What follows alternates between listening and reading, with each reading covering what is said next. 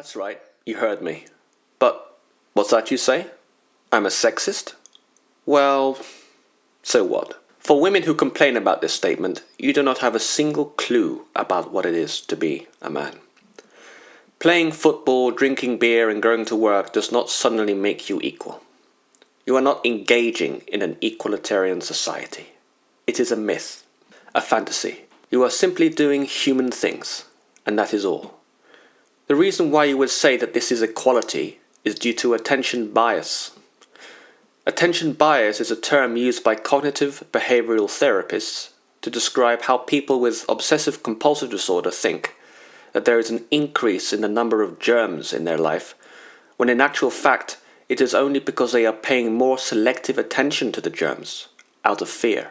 So if some socialist points out to you that there is a lack of equality in the workplace, well, guess what? You will start to see evidence of it because you're looking for a reason for equality to exist. Men need work. It is in their body. Whether it is a desk job or building a church in Africa out of charity, it is naturally imperative for a man to work. In fact, just as the socialists say that healthcare is a human right, the right for men to work is also a male right. When a man does not work, he slowly dies, just as a shark dies when it stops swimming. I'm not saying that all a man needs to do is go for a jog every day and he'll continue breathing. No.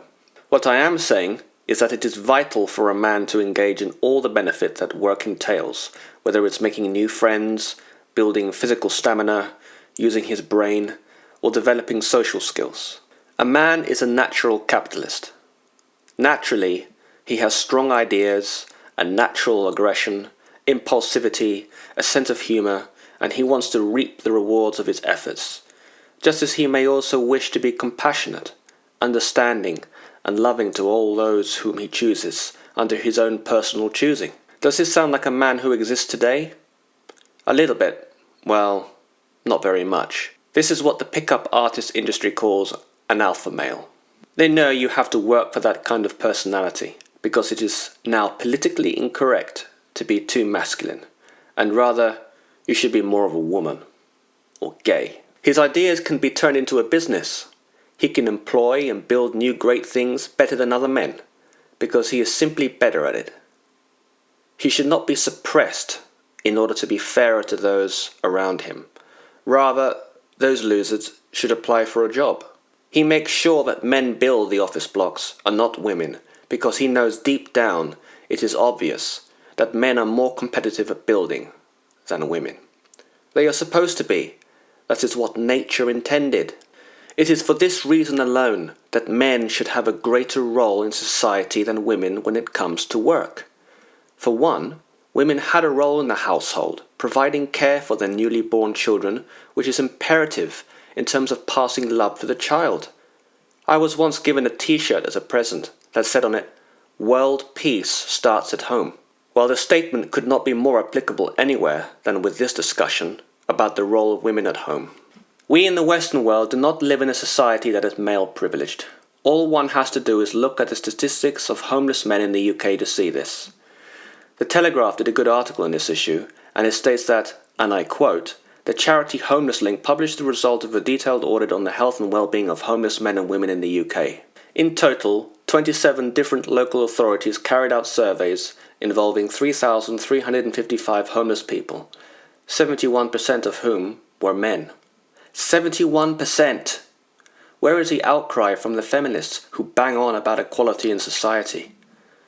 The article goes on to illustrate that drug use among the homeless was more prevalent in men than amongst women. 327 of the homeless people surveyed used crack or cocaine in the last month. 76% of them were male. 355 of the homeless people surveyed used heroin in the past month. 77% of them were male. 358 of the homeless people surveyed used methadone in the past month. 75% of them were male. 2,659 of the homeless people surveyed had mental health problems. 71% of them were male. In the US, 2013, the percentages of homeless men range between 60 to 80%. Furthermore, the US Interagency Council on Homelessness estimates that Of the chronically homeless, 75% are male.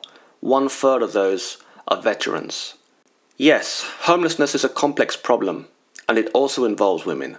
But society today is not in favor of men. Rather, the sexism is coming from the feminists themselves. Of course, one cannot exclude women from the workplace, and anyone suggesting that this is the message I am trying to portray is a liar and is deliberately misinterpreting my comments. Women have and continue to provide intelligence, femininity, compassion, understanding, and quick thinking, especially in workplaces that have been in the past completely overrun by men. However, you do not need 50-50 gender split in a workplace just for the purposes of achieving this magical, vague, and manufactured impossibility called equality. All you need is 1 or 2 women per group of men to soften and balance the overriding, over-competitive, and over-testosterone-fueled group, whether it be in the workplace or whatever. So my advice to the younger generation, when they are being fed lies by politicians, media, and Hollywood, is that you should ignore the word equality, but instead celebrate the innate differences between the two genders and promote uniqueness.